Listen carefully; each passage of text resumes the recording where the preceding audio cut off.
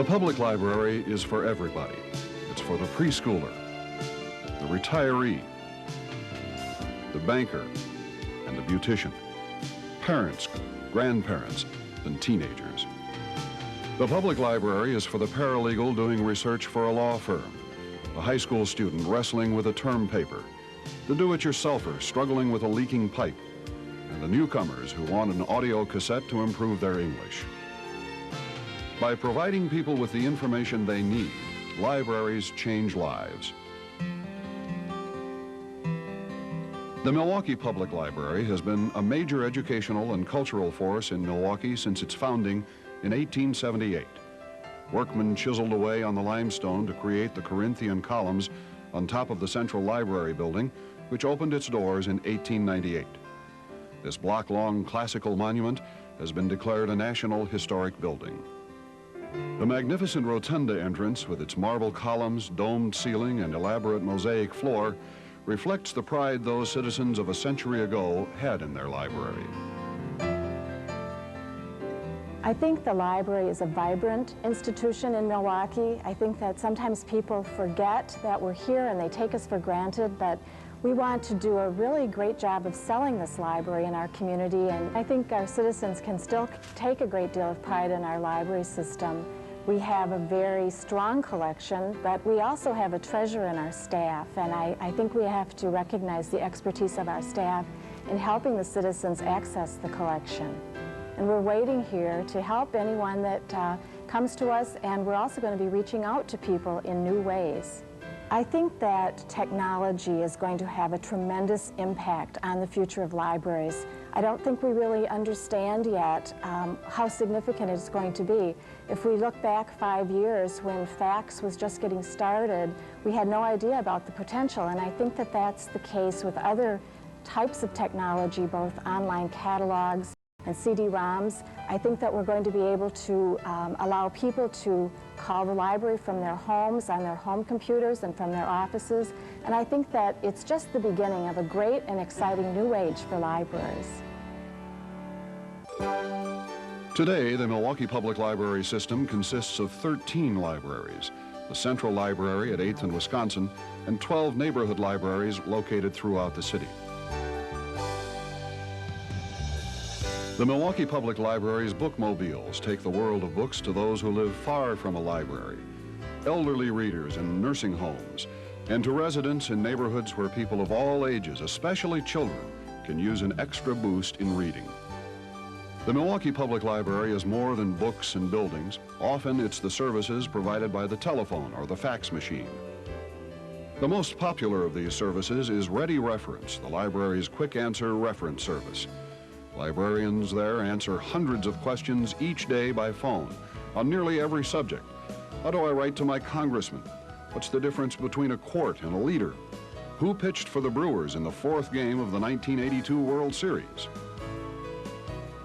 Another special reference service the library offers is called Inquire. For a reasonable hourly fee, you can hire a librarian to do in-depth research. Librarians can find information fast for law firms, businesses, manufacturers, anyone who needs it.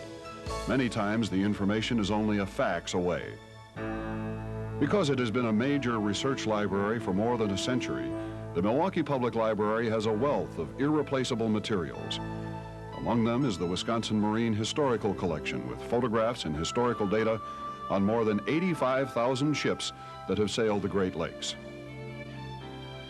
The Milwaukee Road Archives collection of historical records, from dining car menus to blueprints for steam engines.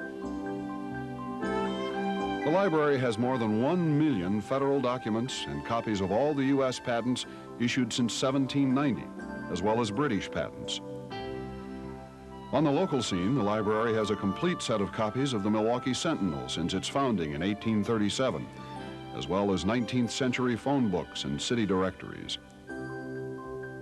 Libraries mean books, and the system has more than 2 million books.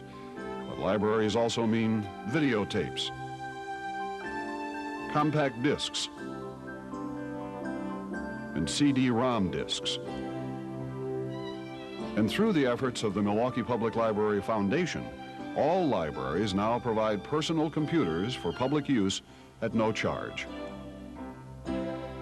Anyone coming to the library can use computers to practice reading, writing, work on basic skills to earn their GED diploma, enhance job opportunities by learning word processing. Computers in libraries bridge the gap between the literate and the illiterate in a technological age. Libraries are necessary as agents for change. As one of the Milwaukee Public Library's initiatives, the library has a literacy program called Milwaukee Reads. Through this program, a dedicated, motivated staff, along with volunteers, assist thousands of children and adults to improve their reading. All the Milwaukee Public Libraries have materials on jobs and employment.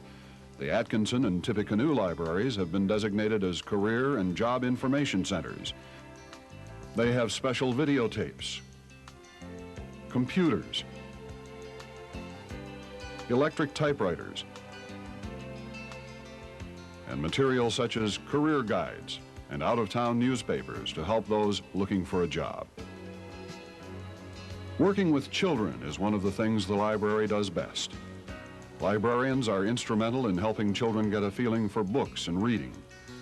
Educators say catch the kids while they're young, and they will never lose their love for the written word. Every day, groups of children from daycare centers all over the city come to hear stories read by librarians. Not only is the librarian entertaining the children with a story, but she is also inspiring them to read. From preschool days through the school years, librarians work with parents and teachers to develop good reading habits. A child who can print his first and last name can have his very own library card, a personal passport to everything and everywhere. The Milwaukee Public Library has after-school programs that bring together college and high school book buddies to spend time with youngsters doing homework or sharing a book. The library is often just a warm and friendly place to hang out. Libraries sponsor special programs, contests, and incentives which promote reading in school-aged children.